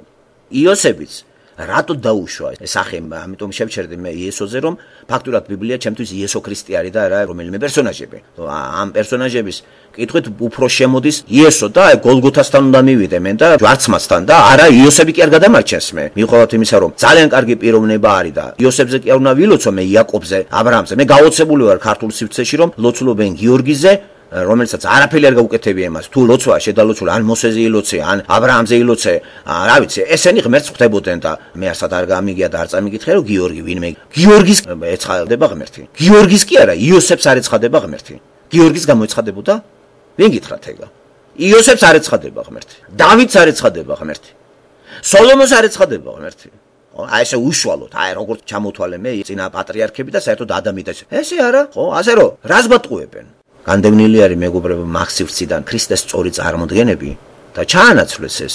ამიტომ ვიძახი ჩვენ რომ ვკითხულობთ აი ამას, თუ ჩვენი რწმენა არ გამყარდა, აი იმაში და არ მიგვიყვანა ამ რწმენამ იესო ქრისტესთან როგორც ღმერთთან 100%-ით, ისე სასწაული არ მოხდება, არ შეიძლება არ ჩვენი გონება, არ ჩვენი გული და დარჩებით ჩვეულებრივი რელიგიური პიროვნებები, ცოდნით გაჯერებული ინფორმაციული ცოდნით ქრისტეს შესახებ და არაფერი არ იცვლება. შვამავალი საჭიროა ღმერთთან. შედალოცულო ქრისტე იყო შვამავალი. დაიჭირეს წმინდა წერილი და ღმერთი გააცანი ხალხს იესო ქრისტეს სახით და დაიწყე პირველივე ფურცლიდან. მღვდელის სტატუსი აღარ არის. ქრისტე მოხსნა ეგა ჯვარზე გაკვით, აღდგომით. და დაიწყო მან ადამიანების გულისა და აზროვნების შეცვლა. დაიწყო ახალი აღთქმის ასრულება, რომელიც ჯერ კიდევ ძველ აღთქმაში იერემია გვეუბნება 31 მეგობრებო, ეს დაიმახსოვრეთ. წინასწარმეტყველი იერემიას წიგნი თავი 31 მუხლი 31 34-ის ჩათვლით. აი ნახეთ ჯერ მანდ არის ახალი აღთქმა და რომელიც სრულდება უკვე აი ახალ ეპოქაში პირველ საუკუნეში. დიდებული აღთქმა არის. ძველ აღთქმაში ებრაელებთან დაიდო და ახალ აღთქმაში ქრისტემ წარმართებში გაიტანა ეს. და ეს უნიკალური რამ არის ხომ? ჩვენამდე მოვიდა ესა და ახალი აღთქმა დაიდო ჩემში ინდივიდუალურად ყველა ადამიანში, ვინც გაეცნობა ბიბლიას და შეიმეცნებს ბიბლიაში იესო ქრისტეს როგორც გამომსხვილეს და უფალს. თუ არ შევიმეცნეთ ბიბლიის მეშვეობით იესო როგორც გამომსხიდველი, მაშინ ჩვენ ისევ ცოდვაში ვრჩებით. და ცოდვილი კაც არ უშველის, არც მღვდლის პოტონი, არც სანთლების ანთება, არც წმინდანების ლოცვა კურთხევა. რომ წმინდანს რაც არ უნდა სთხოვოთ, არაფერზე ის თქვენ ხმას არ გაგცემთ. მას არ აქვს შესაძლებლობები. კათოლიკურ სივრცეში, მართლმადიდებლურ სივრცეში წმინდანები არის, რა ვიცი, ბაზარში არ არის იმდენი საქონელი და მარკეტში რამდენიც ქართველებს წმინდანები ყავს. ყველა გაუწმინდავებიათ მათ. და ამდენი წმინდანი ყავდეს კაც და ასეთი გულქვაწმინდანები, რომლებიც არ ეხმაურებიან ქართველი გაგაჭრებული ერთ ამდენი ლოცვებით, სავსეა ქართული საორგანიზაციო ტაძრები ამ ლოცველებით სთხოვენ ხან წმინდა გიორგის, ხან წმინდა თეკლეს, ხან წმინდა ჟუჟუნას, ხან რა ვიცი, წმინდა გაბრიელს, წმინდა უშანგის, არაფერს არ ისმის ეს წმინდანები და რა შემაკათუნდა ამ ერთს, ეს ბოთე წმინდანები ჩემთვის გაუგებარია. ან დარწმუნებული ხარ, რომ ის ქრისტეში გარდაიცვალა? დარწმუნებული ხარ? აი ბიბლიაში კი სარწმუნო გმირები, პერსონაჟები ვიცით და მე დარწმუნებული ვარ, რომ იაკობს ღმერთი წამდა. მე დარწმუნებული ვარ, რომ იოსებს ღმერთი წამდა. მაგრამ მე არ ვლოცულობ არც იაკობზე და არც იოსებზე. მე საათხოვარი ამათან არ მაქვს. მე საათხოვარი მაქვს იმასთან, ვინც ჩემი ცოდვა გამოისყიდა. ასეთი არის იესო ქრისტე. აი სწორედ იოსები არის, აი მე თავიდან 50-ის ჩათვლით, სწორედ ამ იესო ქრისტეს კარგად წარმომჩენილი წინა სახე, რომელიც მოდის, ალბათ ამას რო კითხულობდნენ მოსეს ეპოქაში და ყველა მანამდე, გულის ფანცქალით ეს მორწმუნე ხალხი ელოდებოდნენ გამომსყიდველს. მე უკვე ისეთ ეპოქაში ვცხოვრობ, რომ გამომსყიდველი მოვიდა და გამოისყიდა ჩვენი ცოდვა. და კითხვა ემსახურება გაცნობა იმას, რომ კარგად გავითავისო იესოს ბუნება და რწმენაში შევიდე და მჯეროდე და წამდეს იმისა, რომ ახალი აღთქმა ჩემთანაც დადო. და დადო და მიგ უკვე გულში და ტვინში არის ჩემი ახალი ადამიანის დაბადება მაუწყა მან. თორემ ძველი მკვდარი იყო ადამის წყალობით და ჩემი მუტვინობის გამო და იესოს გამოსყიდული ცოდვის შედეგად შესაძლებელი იქნა სულიწმინდის ამუშავება და დაბადება. ისე მანამდე არ ქონდა მიცემული სულიწმინდას დაბადების ცოდვილ ცხეულში სულიწმინდა არ შემოვა. უნდა გამოისყიდო და გამომსყიდველი საჭიროა. გამოისყიდა რა იესომ, მაშინ მესამე ჰიპოსტაზი, აი სამების ყველას თავის ფუნქცია აქვს, მესამე ჰიპოსტაზმა მუშაობა დაიწყო. მხოლოდ იმ შემთხვევაში, როცა იწამებს შენ რომ იესომ გამოისყიდა ცოდვა. მერე სთხოვ მამასთან უკვე შერიგება არის და ერთობლივი ურთიერთობის შედეგად ფუნქცია უკვე იწყება ვისი? სულიწმინდას. სულიწმინდა არის, როცა უკვე მუშაობს ჩემში და აღორძინებს ახალ ადამიანს და ახალ ადამიანს უნდა ღმერთთან მჭიდრო ურთიერთობა და ერთადერთი საშუალება ჩვენ აგვაქვს ღმერთის წერილი. ასე არის მოთხოვნილებაში დაბადებული ადამიანის მუდმივი რძე, მუდმივი საკვები მერე მყარიც, ბიბლია შეიცავს როგორც რძეს, ისე მყარსაჭმელს. პავლე ამაზე გვაფრთხილებს, როცა ვიზარდებით, იმაზეა დამოკიდებული. ზუზუმწოვარებად ჩვენ პირველ სინჯს სინჯავთ ბიბლიას და ძალიან ისეთი ზედაპირული ცოდნა გვაქვს, ვიზდებით სულიერად და უფრო მყარსაჭმელად ვიღებთ ამ ბიბლიურ ჭეშმარიტებებს და საბოლოო ჯამში ჩვენი სულის ხსნაზე არის ლაპარაკი. ამიტომ არის ასეთი დიდი ყურადღებით ეს თავები, რომ ჩვენ კარგად შევიმეცნოთ ყველა პასაჟები, ყველა ადგილები, გავაანალიზოთ და რას მოგწონს ჩვენ, რა სულიერი გაკვეთილს გვასწავლის ეს. ღმერთის ნებით ხდება ყველაფერი. რა არის ღმერთის ნება? ჩვენ ცხოვრებაში და ცხომარის აუცილებელია თქვა ღმერთის ნებით ლოცვა. რატომ არის შესმენილი ქართველი ბოთე მორწმუნეების ლოცვა? მარტივი მიზეზით. ეს ბოთე მორწმუნეები არ იცნობენ გამომსყიდველს. თუ არ იცნობ გამომსყიდველს და არ აღიარე რომ მან შენი ცოდვები გამოისყიდა, სულიწმინდა არ იმუშავებს, არ დაიბადები. არ დაიბადები, სიბნელეში იქნები და ბნელი კაცის მოტყუებას რა უნდა? სუროგატით ჩანაცვლება, სატანა მუშაობს, მღვდლების მეშვეობით და თავს იმშვიდებ, რომ რელიგიური ხარ. თუმცა რელიგიური მართლა არის ქართველი, იმიტომ რომ ქრისტიანობა რელიგია არ არის. ქრისტიანობა არის ცოცხალი ადამიანის ცოცხალ ღმერთთან შეხვედრა. და მკვდარი ადამიანი ცოცხალ ღმერთს ვერ შეხვდება. მკვდარი ხარ და იმიტომ ის კიდე ცოცხალია. ამიტომ ითხოვს ღმერთი, მივიღოთ ჩვენ გამომსყიდველი, თორე ისე გამომსყიდველის გარეშე თუ შეიძლება ღმერთთან ურთიერთობა. მაგას რა ჯობია? აგი ქრისტიანობას არ იღებს არც ბუდა, არც მუსულმანური სამყარო, არც სხვა რელიგიის წარმოადგენელი, იმათ გამომსყიდველი არ ჭირდებათ. იმათ ყავთ ღმერთი, გაკეთებენ რიტუალებს, თავისებური გაგებით, ხუჯერ ლოცვებით, რა ვიცი, სიარულებით, წმინდა ადგილების მიწების შეჭმით, ხოჭნით, რა ვიცი, ყველაფრით. არაფერი არ ეთყობა არავის. ამ ხრივ ისე გამორჩეული არის ქრისტიანობა ესეთი სუფთა მდინარეს აგავს, სუფთას, სადაც წყალი კამკამა წყალია და დალევა შესაძლებელია. მათი რელიგია, ღურიე წყალია მათი, აი ეს მეტაფორა რო ვიხმარო. არაფერი არ ჩანს, ამაში ყველაფერი ჩანს. როგორც სუფთა წყალში კენჭებს დათვლით, ასევე ბიბლიაში სუფთათა ჩანს თქვენ ვინ ახართ. და ბიბლია გვეუბნება, რომ ჩვენ ვართ ცოდვა დაცემული. ამიტომ გჭირდება მაცხოვარი და მაცხოვართან ურთიერთობა არის სწორედ წინა სახეებით ჩვენ რო ვეცნობით ბიბლიაში და ეს დიდ წმენას გვაძლევს ჩვენ. ჩვენ ახლა ვართ ისეთ ეპოქაში, სადაც სულიწმინდის აქტივობა არის და ახალი აღთქმა ჩვენში დადებული. ღმერთის ნება კი არის სწორედ ის, რომ ჩვენ განვადიდოთ ჩვენი ცხოვრებით, ჩვენ ნებისმიერ ადგილზე, ნებისმიერ პროფესიით, ნებისმიერი რაღაცა სტატუსით განვადიდოთ ღმერთი. ეს არის ღმერთის ნება. არაფერს არ ითხოვს ჩვენგან. განმადიდე, სადაც ხარ. ხარ მასწავლებელი, განმადიდე რა. ხარ ჟურნალისტი? განმადიდე, თუ მიცნობ და თუ არ იცნობ, ვერც განადიდე. ეს წარმართული ცნობიერების დამიზნულობაა წარმართულ ღმერთთან. წარმართული ცნობიერება არის ღმერთს წარმოიდგენს როგორც მატერიალურ პიროვნებას, რომელმაც აუცილებლად უნდა გაუწიოს მატერიალური სამსახური ადამიანს. და ის აუცილებლად უნდა მონაწილეობდეს ფეხბურთის თამაშში, უმაღლეს ჩაბარებაზე. რა შეინტერესებს ღმერთს შენ უმაღლეს ჩაბარებაში? და ჩაბარე. და მეორეც რატომ უნდა შეგიწოს ხელი უმაღლეს სასწავლებელში ღმერთთან, რომელიც იძახის რომ ეს ქვეყანა უნდა დაინგრეს, ეს სწავლა არასწორია, ეს აქვს სატანას ჩაბარებული, შეგიწყობს ხელს იმაში რომ თუ გამოჭუყდე? ამიტომ შენ ლოცვას ის არ მიიღებს და თუ თავი შეაწუხე, გაგისწორებს და წადი ჯანდაბამდე გზაქონია. ასე პრიმიტიულად წარმოდგენა ღმერთთან ურთიერთობისა, როგორც ხა საქართველოში არის კათოლიკებს აქვს, ვაი პროტესტანტებს აქვს, არიან სამყაროში ვაი პროტესტანტები, რამდენიც გნებავთ ესე არ დასახოთ რომ რაყიღა პროტესტანტია კაცი, უჰა ის არის რეგვენს რა დალებს ნებისმიერ დენომინაციაში. სატანა რა მარტო კათოლიციზმში არის? სატანა არ შეიძლება პროტესტანტებში შევიდეს? იმათ არ შეყვება იმ პასტორებს და იქ არ დაჯდება და იმ ბიბლიასაც არ დაიჭერს ხელში და არ გამოათაყვანებს? ასე რომ სატანის აქტივაცია სახეზე არის. ქრისტემ აიმარჯვა რა ჯვარზე, სატანა რწმენით ვიცი რომ დამარცხებულია. რას დამაკლებს მე სატანა, როცა სული წმინდით მე ვარ დაბადებული ადამიანი და კონტროლზე ყავს აყვანილი სატანის თქვათ ურთიერთობები. აკონტროლებ მე მას. ის კი არ მაკონტროლებს, მე ვაკონტროლებ. ჩემი ახალი ადამიანი აკონტროლებს ჩემს იარაღს სხეულს, რომელსაც სატანა იყენებს და როგორ არ სიამოვნებს სატანას, როცა მე გავცოცხლდი და ჩემი სხეული როგორც იარაღი მისთვის მოჩლუნგებული არის და მინიმუმზეა დაყვანილი. აი რატომ არის იგი გამწარებული, რომ ადამიანი რამენერად არ გააცოცხლოს და არ გააცოცხლებს ადამიანს იმ შემთხვევაში სატანა თუ ქრისტეს არ შეამეცნებინებს როგორც ერთადერთ ხსნელს ცოდვადაცემული ადამიანისას. ამას ვაკეთებს ყველა რელიგია. ას ამ გზას დაადგა მართლმადიდებლობა, კათოლიციზმი სახეზეც არის ბეყე პლანეტა. რა ეტყობა ქვეყანას რომ ღვთისმშობლის წილხვე ძალიან უყვარს ბეყე ქართველს, ღვთისმშობლის წილხვედი როდის გაიგეთ, საიდან მოიტანეს, ვინ გითხრათ, საწერია ერთადერთი დოკუმენტი ბიბლია, მე ვერსად ვერ მივაგენი, საქართველოს წილად ხვდა მარიამს. ქრისტესას რა თუნდოდა საქართველოს ტერიტორია, აი რა თუნდოდა. ის იყო ჩვეულებრივი ცოდვა დაცემული ადამიანი. ცოდვა დაცემული ადამიანის ცოდვები ქრისტემას გამოისყიდა. მან შვილში შეიცნო არა შვილი გენეტიკური, არამედ გამომსყიდველი. და დაექვემდებარა. ის კი არ იყო აღმატებული ვითარცა მშობელი, არამედ მან აღიარა მშობლად უფალი და თქვა უფალი ჩემი და ღმერთი ჩემი. სატანა რასაკეთებს, რომ ბეყე ქართველი აღმერთებს ცოდვად დაცემულ მარიამს. მარიამს კი ეშველა, მაგრამ ცოდვად დაცემული ქალი. აქვს კი შესაძლებლობა ის რომ შენი ლოცვა შეისმინოს.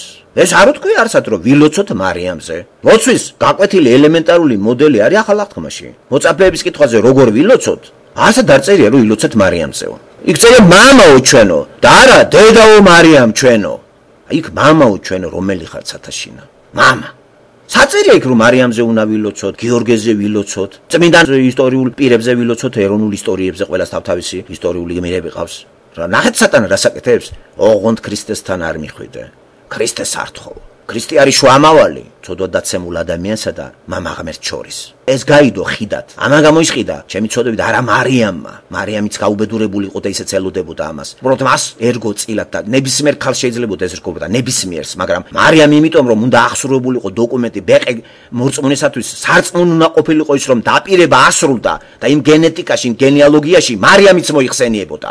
და არა ის რომ ეს გამორჩეული ქალი იყო აბსოლუტურად და იმდენად რომ ხატად ვაქციოთ ვილოცოთ მასზე, რასაც აკეთებენ კათოლიკები და იმიტომ არის ყირაზე ყველაფერი, პორტუგალია, ესპანეთი, საფრანგეთი, იტალია, ბეყე ქვეყნების ის არის, ესა რა ორი აზრი მანდ არ არის.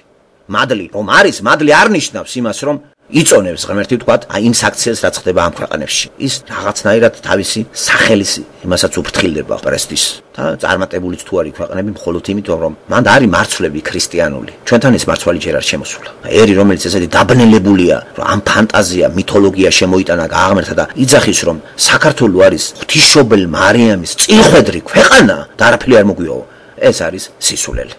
მთელი დედამიწა ეს არის ჩვენი მამა ღმერთის, სამების წილხვედრი ქვეყანა. წილი ამ ქვეყანაში აი ღმერთს აქვს მის ჯვარზე გავაკართ.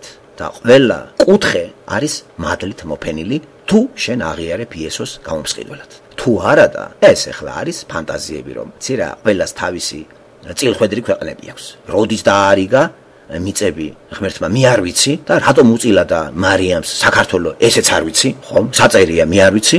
ეს არის მითი. ყველა ერთს თავისი მითი აქვს. გაწყობს ეს მითი გაქვს. და რატომღაც ავიტაცეთ ჩვენ კიდე ერთხელ მატრიარქატული რელიგია როგორ გადავიდა ქრისტიანობაში და ქრისტიანულ იმაში შეერია მატრიარქატი. აი დედის სახის წამოწევა და ქართლის დედამიწა და გაბატონდა ქალური საწყისები. ჩვენთან იყო მთვარის კულტი. ეს მდედრობითი სქესის რელიგიური წინასახია. ესე იგი, უფრო გაბატონებული არის ჩვენთან ქალური საწყისები. სახეზე არის სწორედ აი ეს ძველი წარმართული რელიგიის მინარევებით მოწოდებული ქრისტიანობა. და ამიტომ აქტივაცია არ აქვს სულიწმინდას და ღმერთს. როცა ღმერთი სულიწმინდით აქტივაციას ახდენს, ეტყობა ქვეყანას ყველაფერში. ესე იგი, დემოგრაფიულად დემოსი მრავლდება, მე ამ დემოსში ინტელექტები მოდიან, მეცნიერები, ყველა დარგის ისენი ჰარმონირებს, ქვეყანაც აშენდება ელემენტარულად, რომელიც განსაწირავად არის გადადებული, მაგრამ დროებით მდგმურად რო ცხოვრობთ, მაინც მოვაწყობთ და ცხოვრობთ ნორმალურად. რა ეტყობა ახლა საქართველოს 1600 წელი არის ფორმალურად ქრისტიანობა შემოიტანა, არ დაგავიწყდეთ, ეს ბედის ირონია არის, ქალმა შემოიტანა ეგ. პირველ საუკუნეში არცერთ ქალს ქრისტიანობა არ უხარებია, ჩვენ ვიცით ორი დიდი სვეტი, პეტრე და პავლე. ქრისტიანობის ორი დედაბოცი. ძლიერია უფრო პავლე. მთელი ახალი აღთქმის 3/4 თითქმის პავლეს ეკუთვნის. მთლიანად მაგისი წერილები 13 წერილი. იქ არ წერია არსად ქალი და ბედის ირონია რომ საქართველოს რატომღაც იცი ნინო გამოუშვეს აქ. და მე მითი შეითღზა და გამოიგონეს არიამის თურმე ნუ იკითხავ და ღვთისმშობლის წილხვედრი ქვეყანაა საქართველო. და ეს ატყეპილია ქართველს და დაიმშვიდა თავი. არაფერი არ მოგვია. რა აღარ მოგვიდა და დაგემხო ყველაფერი თავზე. მთელი ისტორიას რო გადახავთ, სექსუალური ტელმის ვიხმარ, ეს არის გაუთავებელი გაუპატიურება ერისა. მთელი საქართველოს ისტორია ეს არის გაუპატიურება და მუსულმანები გაუპატიურებდნენ ერის ცნობიერებას და ყველაფერს. მაგრამ ღმერთმა აინც ჩაერია და არ დაუშვა ამ ერის განადგურება. დიდია მისი მოთმინება და როგორ ფიქრობთ, დიდხანს იქნება ესე? ბიბლია გვეუბნება არა. ამიტომ გინდა ჩვენ კარგად გავიგოთ ამ წიაღსულებში შევიდეთ რომ არ ვიყოთ დამოკიდებული ერის ისტორიაზე, ერზე, იმაზე რომ ჩვენ თუ ერზე ვართ დამოკიდებული, ერი ვარდება სადღაც ხო? აი ეს საკითხები, მაგიტომ ვამახვილებთ ამაზე ყურადღებას, მეთქი ახლა მე შორს წავედი ამ თემიდან, თუმცა ეს 39 და მე-40 თავი ჩვენ მაინც ავეცანი და წავიკითხეთ და ყურადღება გავამახვილოთ სწორედ იოსების როგორც ღმერთის წინასახეზე და ღმერთის ნებაზე, რომ თეოლოგიური მსჯელობებით წოდეთ აი ჭეშმარიტებებს. და დაგვავიწყდეს მე ეს უნდა დავიტანოთ იქით, იმიტომ რომ ეს ახლა შესაქმე მთავრდება და გარკვეული ფანჯარა იქნება 430 წელი. ჩვენ ვერაღაფერს ვეღარ გავიგებთ ამ ერის შესახებ, იმიტომ რომ 75 კაცით შევლენ ეგვიპტის ტერიტორიაზე და დაიხურებეს და შემდეგ იხსნება ახალი კარი, გამოსვლა რო ქვია და მეტად საინტერესო მეორე წიგნზე რო გადავდივართ, მაგრამ შვალედი არის 430 წელი. ძალიან დიდი პერიოდია მეგობრებო 430 წელი. ხუმრობთ 4 საუკუნე და არაფერი აღარ ვიცით ჩვენ ერის შესახებ. ეს წინ გავასწარი ახლა მოვლენებს რო იცოდეთ ნამლაპარაკო. იოსების სიკვდილამდე ეს პერიოდი მოიცავს 356 წელს. ესეც მთლიანად რო გავიხილოთ სულ. ეგეც აღებული არის პატრიარქების წლებიდან და ძალიან კარგად არის ქრონოლოგია არის უკვე მოცემული, ვისაც გულისყურით კითხვა შეუძლია, ის დაიჭერს ესეთ რაღაცებს, ისტორიული ღერძით საჭირო არის და გეოგრაფიული. ესე იგი, ადრეც გითხარით რამოდენიმე პერიოდები, ესე იგი, წარღვამდელი პერიოდი. გაურკვეველი არის, რამდენ ხანს იყო ედემის ბაღში ეს მდგომარეობა. აი იქიდან მე სადღაც სავარაუდოდ 1647 1700 ესე რომ დავამგვალოთ არის წარღვნის პერიოდი და წარღვნიდან აბრაამის მოწოდებამდე გადის 427 წელი. აბრაამიდან იოსების გარდაცვალებამდე აი ეს პერიოდი არის 356 წელი. ამყოლებით რო იცოდეთ, ეს საინტერესო ესეც რო ვიცოდეთ. ქრონოლოგიური ასაკობრივი დამოკიდებულება პატრიარქებთან მიმართებაში: მამა ისააკი, შვილი იაკობი და შვილიშვილი იოსები. ისააკი იყო 40 წლისა, როცა ცოლად შეირთო რებეკა. ეს არის 2066 წელი ქრისტეს დაბადებამდე. 60 წლის ასაკში მას უჩნდება იაკობი. ეს გახლავთ 2006 წელი ქრისტეს დაბადებამდე. 97 წლის მერე, როცა ისააკს უსრულდება 127 წელი, იაკობი მაშინ 77 წლისაა და გაემართება ლაბანთან. 14 წლის მერე, როცა ისააკს უსრულდება 151 წელი და ამ დროს იაკობია 91 წლის ასაკში, იაკობს უჩნდება იოსები. ეს გახლავთ 1915 წელი ქრისტეს დაბადებამდე. 20 წელიწადი, 77 წლიდან 97 წლის ასაკამდე, იაკობი იმყოფება ლაბანთან. როცა იაკობს უსრულდება 97 წელი, მისი მამა ისააკი 157 წლისაა, ხოლო შვილი იოსები 6 წლისაა. 97 წლის ასაკში იაკობი ბრუნდება ბეთელში და იქ სახლდება. მას ეცხადება ღმერთი ფადარ არამიდან დაბრუნებისას და აკურთხებს მას. შენი სახელი არის იაკობი, მაგრამ აღარ გერქვას იაკობი, რადგან ისრაელი იქნება შენი სახელი. ასე ეწოდა მას სახელად ისრაელი. 11 წელი ცხოვრობდა იაკობი მამამისის ისააკის ხიზნობის ქვეყანაში, ქანაანის ქვეყანაში. 108 წლისა ხდება იაკობი, როცა მამამისი 168 წლისაა და მის შვილს იოსებს 17 წელი უსრულდება. ამ დროს მისი ძმები მიყიდიან იოსებს ისმაელიანებს 20 ვერცხლად. მათ კი თავისთავად წაიყვანეს იოსები ეგვიპტეში და მიყიდეს ფოტიფარს, ფარაონის კარისკაცს, მცველთა უფროს, სადაც იგი სახლის ზედამხედველად ინიშნება და ემსახურება ფოტიფარს. 10 წელი დაჰყოფს პოტიფარის ოჯახში და მერე 3 წელი საპყრობილეში. როცა იოსებს უსრულდება 29 წელი და იგი ჯერ კიდევ სატუსაღოშია, მისი ბაბუა ისააკი 180 წლის ასაკში გარდაიცვლება. კიდევ 1 წელია იოსები ციხეში და 30 წლის ასაკში წარდგება ეგვიპტის ფარაონის წინაშე და მეორე კაცად დაინიშნება. ამ დროს მისი მამა 121 წლისაა. ამას მოსდევს 7 წელი უხმოსავლიანობის წელი და 2 წელი შიმშილისა. ამ პერიოდში იოსებს უჩნდება 2 ვაჟიშვილი, მენაშე პირმშო და ეფრემი. ესე იგი გადის კიდევ 9 წელი, როცა იოსები 39 წლისაა და მისი მამა იაკობი 130 წლის ასაკში მიემგზავრება შვილთან ეგვიპტეში. ეგვიპტეში იაკობთან ერთად ჩასული იყო ყოველი სული მისი საზარდულიდან გამოსული და წარდგება ფარაონის კარზე. ჩემი ხიზნობის წელთა დღები 130 წელს ითვლის, ეუბნება იგი ფარაონს და აკურთხა იაკობმა ფარაონი და გამოვიდა ფარაონიდან. იაკობი, იგივე ისრაელი, 17 წელს იცხოვრებს ეგვიპტეში და გარდაიცვლება 147 წლის ასაკში, როცა იოსები 56 წლისაა. მამის გარდაცვალების შემდეგ იოსები კიდევ 54 წელიწადს იცოცხლებს და მოკვდა იოსები 100 წლისა და შემურვეს და ჩაასვენეს იგი კიდობანში ეგვიპტეში. ხომ არ აქვს ვინმეს სათქმელი? დღეს ჩვენ წავიკითხეთ 39 და მე-40 თავები. რაში გვჭირდება ეს თავები?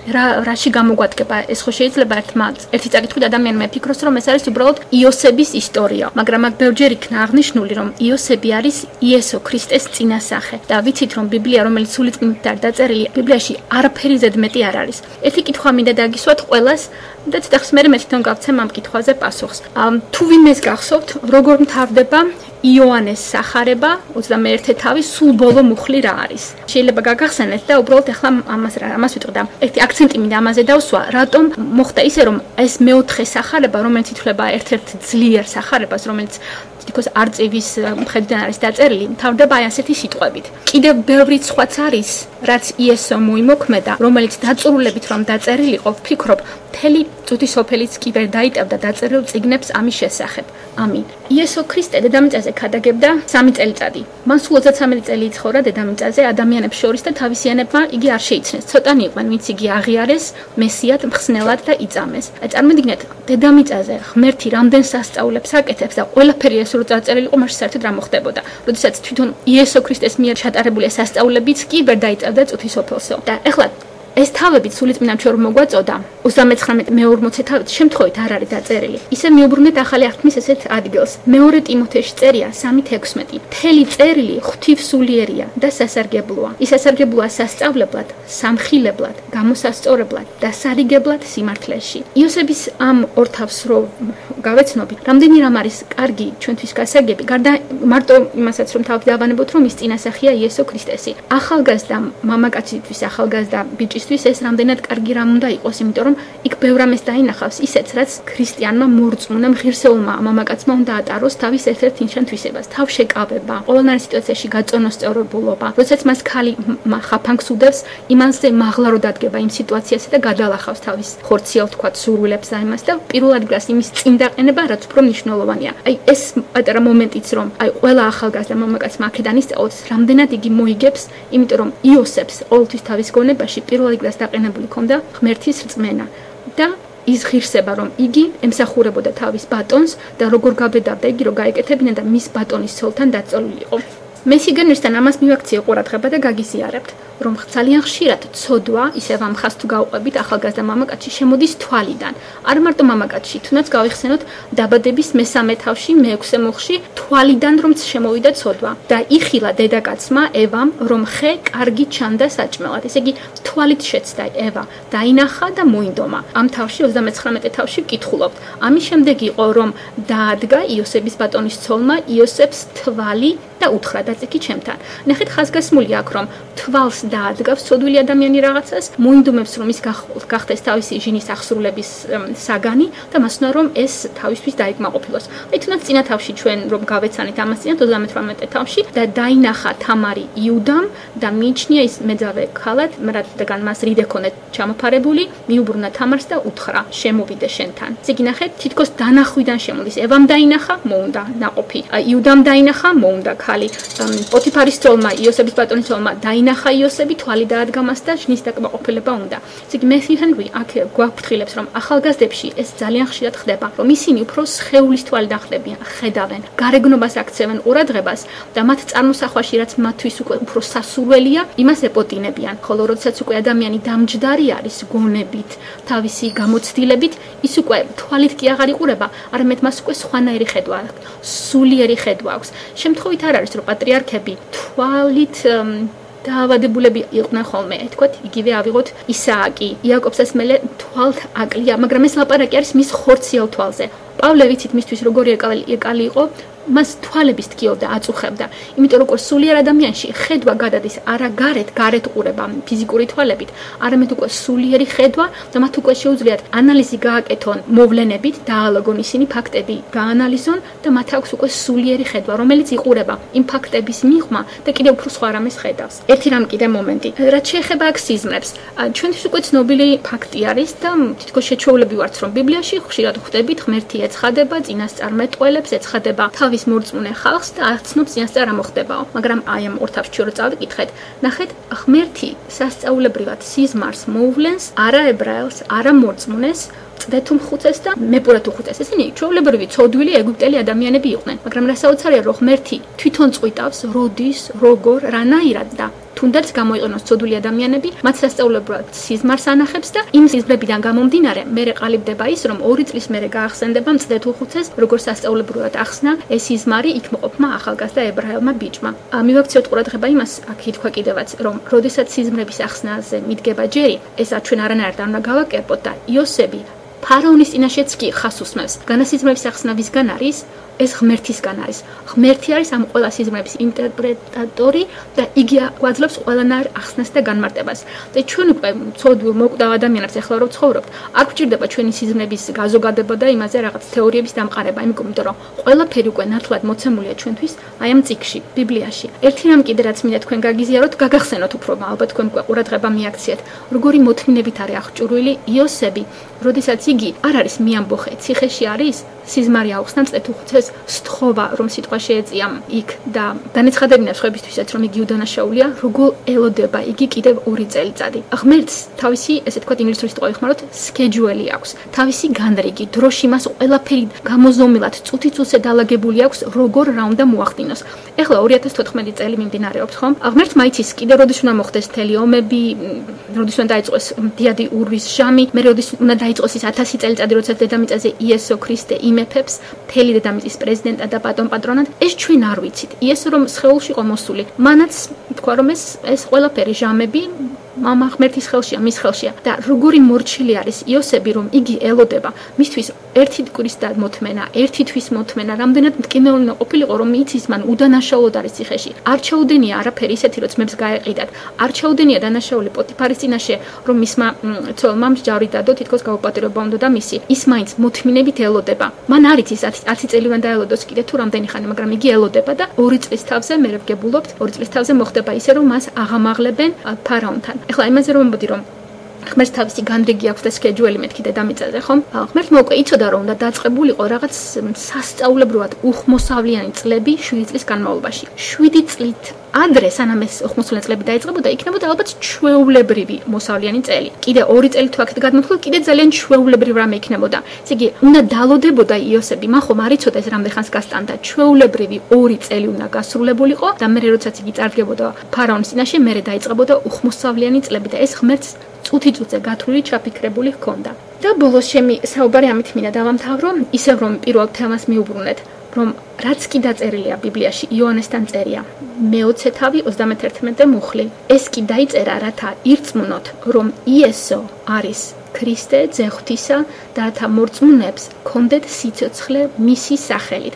სამწუხაროდ ებრაელები არ აღიარებენ იეშუას, სიტყვასიტყვით იგი გადარჩენას რო ნიშნავს, ქრისტედ, მესიად, მირონცხებულად, მაგრამ ჩვენთვის რამდენად დიდი პრივილეგია მოცემული უბრალოდ ცოდვილი ვიღაცა, ქართველი ვიღაცა, სხვადასხვა წარმოშობის ხალხისთვის, რამხელა მადლია მოცემული, ღმერთმა თავისთავი გაგვაცნო, გვაპოვნინა, ესე იგი ინფორმაცია ჩვენამდე მოსულია იეშუას შესახებ, იესო ქრისტეს შესახებ და ერთადერთი რაც ჩვენ მოგვეთხოვება ბიბლიას რო გავეცნობით, არა ციტატების ატაცებით და რაღაცა დაზეპირებით და მერე დეკლამირებით, არამედ ერთადერთი რაც ჩვენ მოგვეთხოვება, ეს არის რომ ვირწმუნოთ, რათა მისი რწმენით, რომ იესო არის ძე ღვთისა, კონდეს სიცოცხლე მასში და ეს სიცოცხლე არის მარადიული.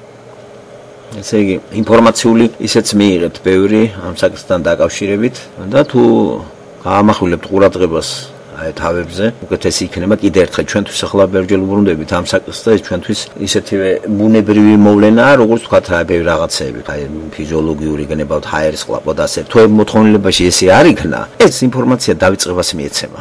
ამოცანა ხო ვიცით რა არის, როგორც ახლა ვილაპარაკეთ, ადამიანის დაბადებ ჩვენ აი მკვდარ სხეულში მოკვდავი არის ჩვენი სხეული, ასევე არის პიროვნება გარდაცვლილი. ედემის ბაღში ზუსტად იმავე დღესვე გარდაიცვალა იმავე წუთში, იმავე წამში ადამი და ევა, როგორც კი სიტყვა დაარღვიეს ღმერთს მიცემული ხელშეკრულება და არა ნივთიერებას არ მოუხდენიეს. სიტყვა დაირღვა, ღმერთის სიტყვა კი ავტორიტეტია და მისი სიტყვა არის ზმნა, მომქმედი არის და იცავს სიტყვას, სრულდება მისი სიტყვა. დაარღვევ, ეგეც სრულდება. საწინააღმდეგო რა თქმა უნდა იმისი, რაც მოცემულია და სწორედ ასე შემოვიდა ცოდვა დედამიწაზე და ბიბლია სწორედ არის ინფორმაცია ცოდვის შემოსვლისა და ცოდვის გამოსყიდვისა. და ამიტომ არის იგი უკვდავი წიგნი. აი ბატონებო, მაშინ ისღა შემიძლია თქვა, ამით დავამთავრო ეს თავები, დაგვჭა ჩვენ 10 თავი და მე ბოლოს ერთ რაც მიუძღვნით, მთლიანად გავიმეორებ ყველაფერ ამას, რა კიღა სიუჟეტი გეცოდინებათ, მე უკვე მე სხვა იმით დაგელაპარაკებით.